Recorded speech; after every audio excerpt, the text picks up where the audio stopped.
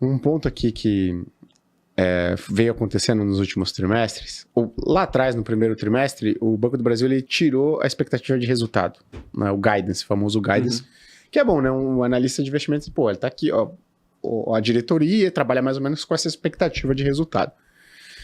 Nesse segundo tri, o banco entregou um guidance. Um guidance bem abaixo do anterior que ele tinha.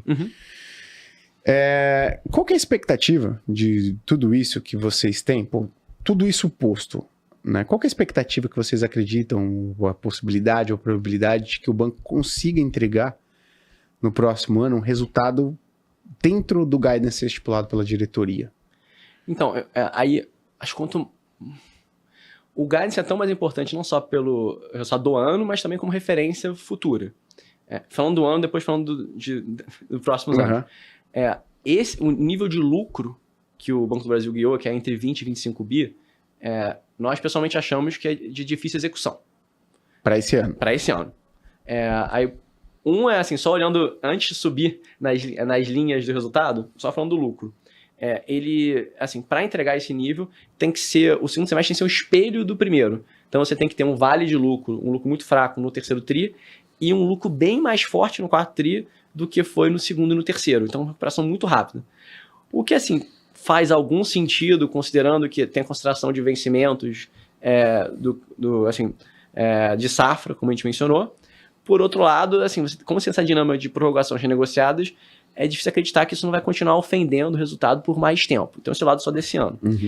E o que também causa dificuldade é que, assim, até lá na Mantaro, quando a gente tentou olhar linha a linha, as linhas do gás não parecem consistentes entre si. O que eu quero dizer com isso? Agora eu vou de cima para baixo, para ser bem didático.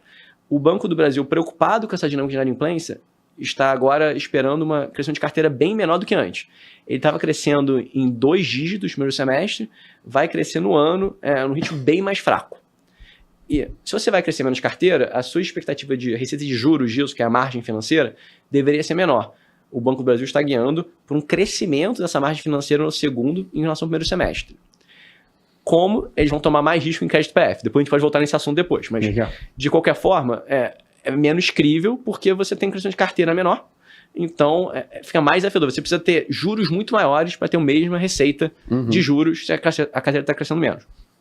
Por outro lado, o Banco do Brasil está guiando para cima a provisão no segundo semestre tão forte ou mais forte que o primeiro. Então, de novo, você tem uma receita que está mais desafiadora, com a carteira crescendo menos, uma provisão que talvez seja maior, e ao mesmo tempo você está guiando para um lucro igual ao primeiro semestre.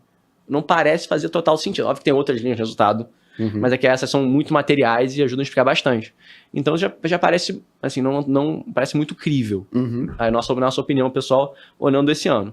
Mas, assim, acho que olhar esse ano, pensando como referência para valuation, para o que é o valor justo do Banco do Brasil, é uma análise até limitada, porque a gente tem que considerar toda a possibilidade de lucro de geração de caixa futuro do banco.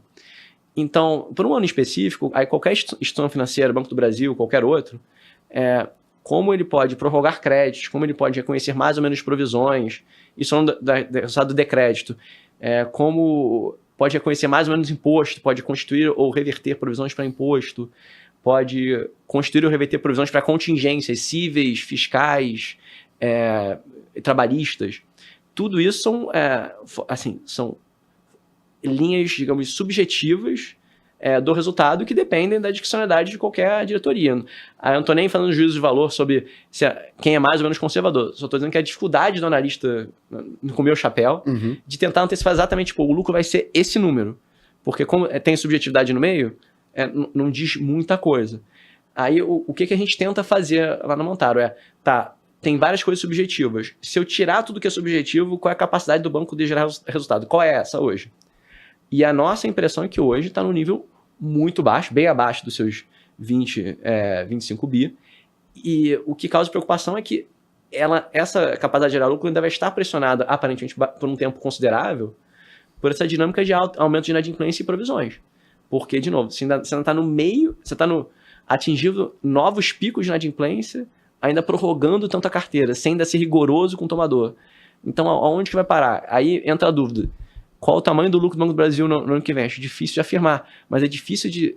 Não parece crível, nem tanto o guidance, mas o que a companhia guia de retomar uma rentabilidade de pelo menos retorno do seu patrimônio líquido nas suas casas de seus 15%, 18% no ano que vem e depois voltar para 20% em 2027.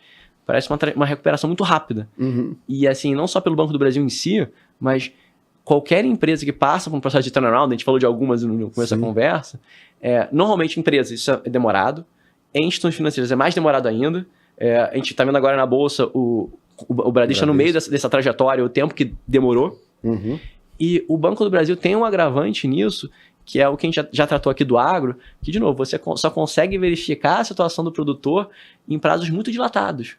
Então, se ele não honrar nessa safra, daqui a um ano você vê, e se na outra não for, só na outra. Então, esse pode ser, não estou cravando o que vai ser, mas pode ser um problema que se arraste por muito tempo.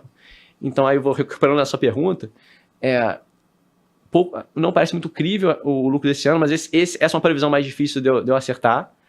Mas se eles o banco continuar com tantas prorrogações, tantas renegociações, eles podem estar plantando uma trajetória mais lenta de recuperação de resultado. Aí depois pode entrar no mérito do posto competitivo do Banco do Brasil e o que dá para ser no futuro. Mas sem antes entrar nisso, já pode eles estão talvez plantando um turnaround mais lento.